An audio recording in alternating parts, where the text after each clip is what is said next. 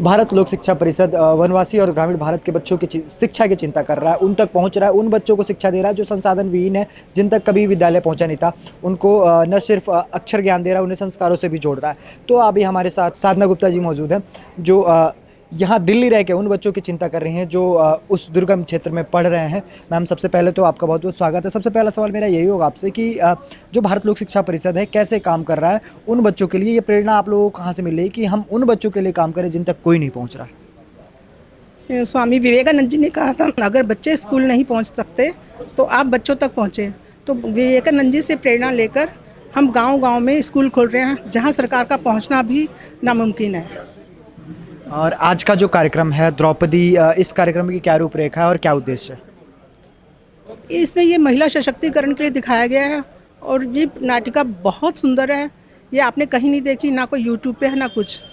और इसको दिखाने का हमारा ये है कि महिलाएं समझें, सशक्त हों और सभी समाज को अच्छा संदेश दें।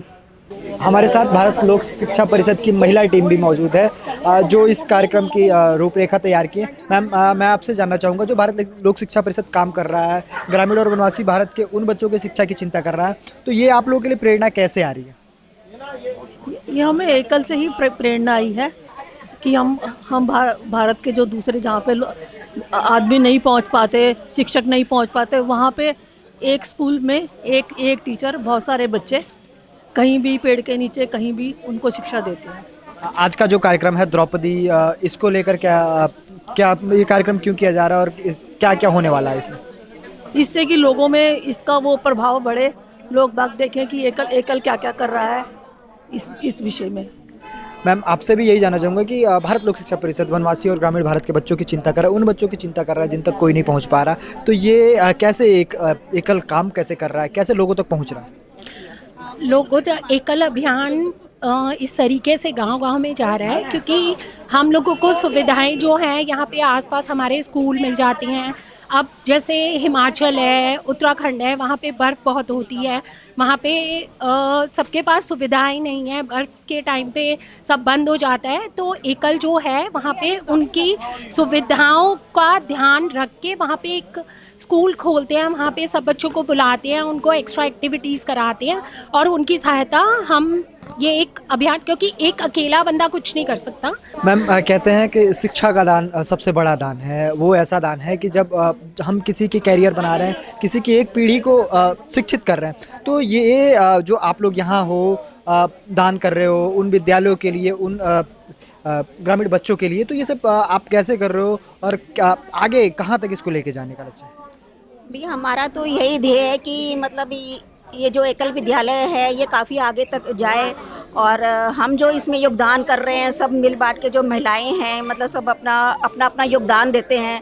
हम ये चाहते हैं कि हर गांव में हर जगह मतलब विद्यालय पहुंच सके। जो बच्चे मतलब विद्यालय तक नहीं जा सकते वो विद्यालय हम चाहते हैं कि गांव में मतलब लेके जाएं और ताकि हर एक बच्चा शिक्षित हो, ताकि देश का भविष्य मतलब उनके बच्चों के हाथ में है, आने वाले बच्चों के हाथ में है देश का भविष्य। तो सब मतलब बच्चे शिक्षित हों, बड़े भी शिक्षित हों, ताकि उन्हें भी मतलब इनके बारे में पता चले। लोग कई बार है ना अपना धर्म स्थानांतरण कर रहे हैं, तो ताकि शिक्षा के माध्यम से वो अपना धर्म ना परिवर्तन करें, अपने हिंदू धर्म को अपनाएं और इसी को आगे लेके। भारत लोक शिक्षा परिषद महिला सशक्तिकरण पे भी बहुत ध्यान दे रहा है, चाहे एकल की आचार्या हों या ट्रेनर्स हो, मोस्टली महिलाएं हैं। आप लोग भी महिला हो, यहाँ से उन बच्चों की चिंता कर रहे हो जो ग्रामीण और वनवासी क्षेत्रों में, तो ये सब कार्य कैसे मुमकिन हो रहा है?